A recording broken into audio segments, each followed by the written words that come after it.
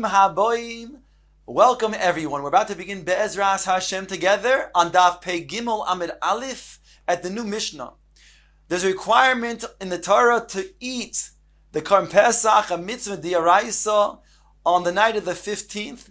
Whatever is left over to the next morning must be burnt.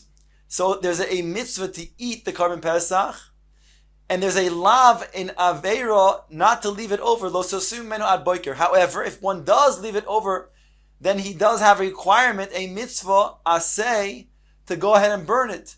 Va'nois menu ad boiker be'esh tisroifu.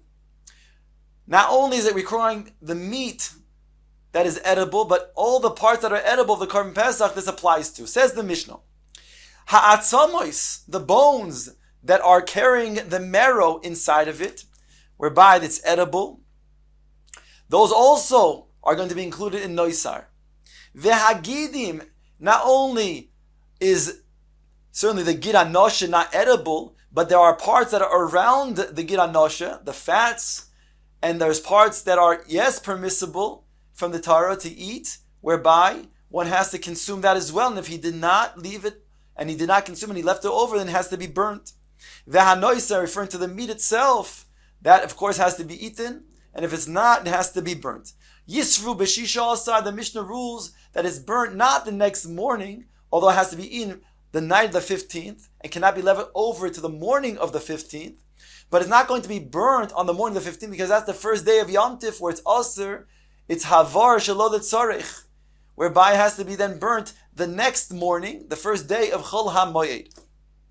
The Mishnah continues, Chal tes zayin lios b'Shabbos, Yisru b'Yud Zayin. If indeed tes zayin, the first day of Chol HaMoed, is Shabbos, that means to say that the first day of Yom Tov was Friday, and it can't be burnt not on Friday morning, first day of Yom Tov, it can't be burnt the next morning, which is Shabbos morning, then it will be burnt the next morning after that, which would be Yud Zayin ben Nisan. Lefi she'enan doichin les ha-Shabbos v'loi es ha-Yom Tov. Says the Gemara, Omar Rav Mari bar Avuo, Omar Reb Yitzchok, he makes the following statement. Atzomois kodshim sheshimshu noisar mitamis hayadayim.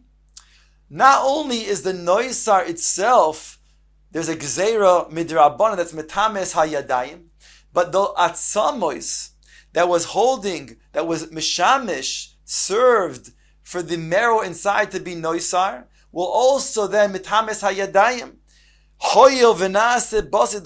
Even after the marrow is removed, the atzamois will be mitames hayadayim, because you were used as a basis for the marrow. Says the Gemara wants to bring a proof, a support for this statement from our Mishnah. Nema Messiah le ha'atzamois vehagidim vehanoisar yisru v'letes zayin. Hani atzamos heichitami. Now it states in our Mishnah, the atzamos, the bones, it says it separately than vahanoisar, the meat. So you see that the noisar itself, the bones itself, is something that has to be burnt. The Gemara works out. What is the case of the atzamos? What atzamos are we referring to? That has to be burnt. If you're going to say have no marrow inside, then lama bisreifa. Why does it have to be burnt? Nashdinhu. Merely discard it. Elapshita must be the ispuhu. There is indeed marrow, moyach, inside of these bones. If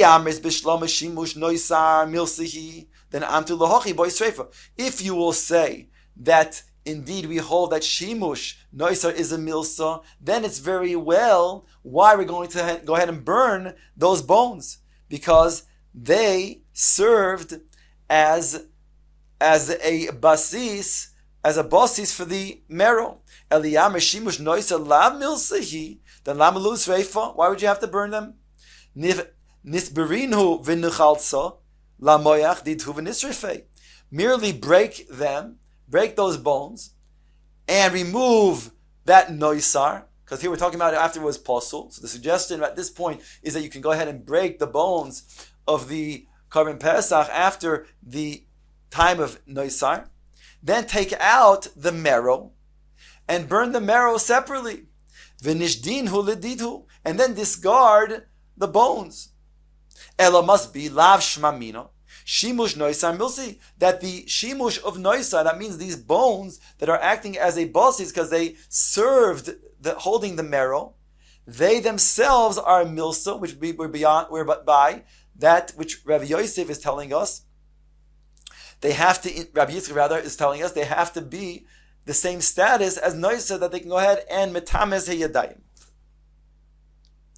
Amrei, the Gemara says, loy, you have no proof from our Mishnah, like Rav Yitzchak. La'olam eimolach, I'll tell you, shimush noisar is lav milsi. It's not a milsa. The ksavar boy, and he holds boy when it says in the pasuk that you shall not break the bones of the Korban Pesach. The pasuk states that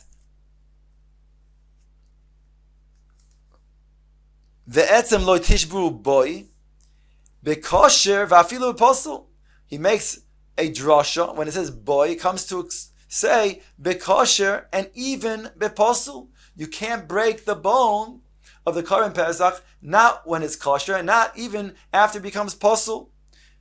And therefore, over here you have no proof, because over here you have to burn the bones with the marrow inside of it, because you couldn't break the bones to take out the marrow.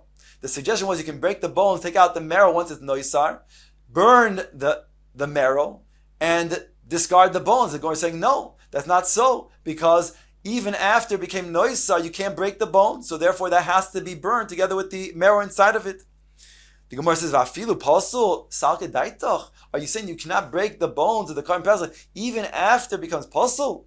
Behold, it states in the Mishnah, Tanan, O aval hamoisar betor. But in regards to moisa, the moisir rather betor, that which is from that which is still tohor, the meat that is left over, v'hashoiver betame, or one who breaks the bones when it is tamei of the Korban Pesach, einoi soifer as habarim. The Mishnah says he doesn't get a set of malchus, which means that he's not going to be chayav for the lav. In the case of aval hamoiser betor here, hamoiser betor is talking about lav shenitik la'aseh. That's why he doesn't get malchus. But le'inyanenu hashoiver betame. Here it states in the Mishnah, even if he shoiver the bones of the Korban Pesach when it's state of Tuma, he doesn't get malchus. So you see that when it's postal, you could, yes, break the bones of the carbon. The Gemara says, "Lo kasha, kan shahaisa lo shas hakosher, kan shelo haisa lo shas hakosher." That our Mishnah states, the way we explained it before, that there is a issur to break the bones when it is postal. That's when it was already had a shas hakosher, and therefore it's also to break the bones not only when it was still kosher, but even when it became postal. Whereas this Mishnah that we just quoted now, that says Ashoiver Betame, doesn't get Malchus, that's talking about when it became Tameh initially, whereby it never had a Shasa Kosher. Then there's no Isser Midiaraisa to break the bone. The Gemara now asks, Man Tana Deshani Le Bein Shahaisa Lo Shasa Kosher Lo Haisa Lo Shasa Kosher. Who is the Tana who holds this Chiluk and says that when Shasa Kosher, it had a shasa kosher, then you can't break the bone, not the shasa kosher, not even after it becomes posul. But if it never had a shasa kosher, then you could, yes, break the bones. Rabbi Yaakov, it's Rabbi Yaakov. The Tanya, it states in the following brayso, the etzem loy tishberu boy. The Tanna Kama says in the posuk it states, and you shall not break the etzem, the bone of the Korban Pesach. Says the Tanna Kama, boy, bekosher veloy beposel. Bo is teaching me bekosher to exclude that which is posel. Rabbi Yaakov oimer haisa loy shas hakosher v'nifsal yesh boy mishum shviras ha'etzem loy haisa l'shas hakosher ein boy mishum shviras ha'etzem. Rabbi Yaakov makes this chiluk. It says if it had shas hakosher, then you can't break the bone, not even during the time when it becomes posel. But if it never had shas hakosher, then you could, yes, break the bone even when you can break the bone. There's not a problem because it never had shasa kosher. And that's the case what we said before. If it was nitmal, that's before the zrikas hadam. Rabbi Shimon Oimer, echad ze vechad ze, ein boy mishum shviras ha'etzem. Both this and that, there's no shviras ha'etzem. Meaning, even in a state when there is going to be a shasa kosher, there's not going to be a shviras ha'etzem by apostle. So here the chara sounds like Rabbi Shimon is the opinion of the Tanna Kama. Look at Tosfos. Rabbi Shimon, Oimer echad ze ve'echad ze, ein boy mishum shviras ha'etzem. V'im Toima asked Tosfos, Rabbi Shimon hainu Tanakama. This is the same sheet of Tanakama. Tanakama says that the kosher, you cannot break the bone, but if it's not kosher, if it's posel, you could break the bone. And that seems to be what Rabbi Shimon is saying. Both this and that, whether it had a shas kosher, didn't have a shas kosher, when it's posel, you can go ahead and break the bone. Says Tosfos v'nire liri, the Rabbi Yaakov, Rabbi Shimon pligi aliba de Tanakama. Rabbi Yaakov and Rabbi Shimon are arguing what is the sheet of the Tanakama. Now there's no three shitas over here. There's two shitas, but they're trying to then argue about what's the kavanah over here, the Tanakama. According to Rabbi Yaakov, the Tanakama is saying, when is it that he says when it is posel you can break the bones? That's only when there's no shas kosher. On that, Rabbi Shimon's argument says, when did the Tanakama say that you can go ahead and break the bones when it's posel? Whether it had a shas kosher, did not have a shas kosher. Says the Gemara Meisvei, the Gemara wants to ask and challenge on this opinion Rabbi Yitzchok that the bones of Kochim that were Meshamesh Noisar are in Milsa, and therefore the Metames HaYadayim. Ask the Gemara from the following Brisa. Kol Atzomois HaKochim Ein Tu'unin Sreifa. All of the Atzomois of Kochim do not require to be burnt. Chutz, with the exception, Me'atzomos HaPesach V'imnei HaTakola. With the exception of the Korban Pesach, those bones do have to be, those do have to be burnt. In other words, we're saying that when it comes to the Shar Karbonos, since there's no Isser of breaking the bones, you merely take out the marrow and then burn the marrow. The bones don't have to be burnt. But Korban Pesach, where there is a concern of there's an Isser, there's a lav to break the bones, so therefore you'll burn the Atzomos together with the Moyach. The Gemara says, Hani Atzomos Hechidami. What is the case of these atzomos that we're talking about that have to be burnt in the Korban Pesach, but the shar bones do not have to be burnt? If they do not have marrow inside of them, why do they have to be burnt if they're Korban Pesach? Elo pshita, the isbehu moyach. Rather, it's poshit that we're talking about a case where they do have marrow. And if you want to then say that the noisar is a milsahi because the bones are mishamish the noisar, then atzamois kochim amai ein tunin sreifa. Why would the atzamois of the shar karbonos not require sreifa? Hare, they also mishamish the marrow. So even if you took out the marrow, but the bones themselves, still, if we're saying shimush is a milsa, then it still has to be burnt. Rav Nachum bar Yitzchok, hocha b'mayaskinon. Here, what are we discussing? Kigoin shematzon chalutzin. He found that the bones were opened, and the marrow was taken out. Atzamos kachin. Then the din is atzamos kachin. De'in bahem mishum shvias ha'etzim, where there's no problem of breaking the bones. Then kami din havi noisar chaltzinu. V'lo havi shimush noisar v'lo boy sreifa atzamos. Then we assume that before it became noisar is when the marrow was already taken out. And therefore there's no shimush noisar, whereby the bone did not require sreifa. However, ha'pesach diyesh bahen mishum shiras ha'etzem, where there is a concern to break the bones, then lebosa denavu noisarhu dechaltzinu.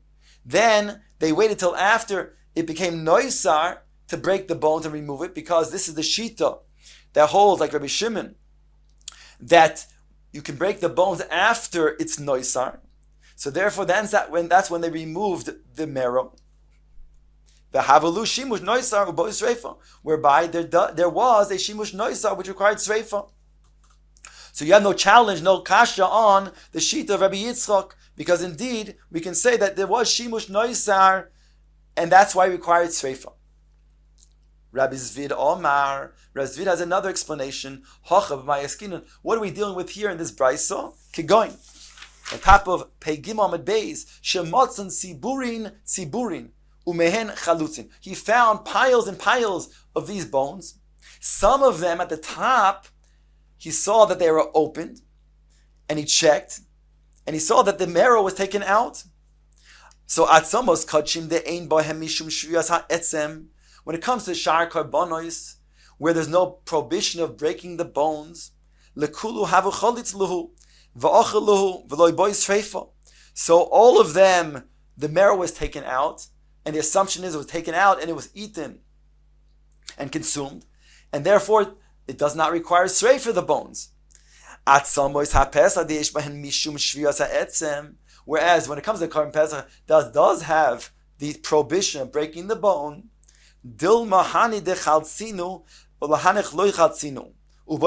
Perhaps the top ones that he saw had been removed. That means the marrow has been removed from the top ones. That's true from the top ones. But if he did not check the bottom ones, so who's to say that the marrow was removed from there? Therefore, they have to be burnt. However, if he did check them, it's mashma, then he would not have to be burnt.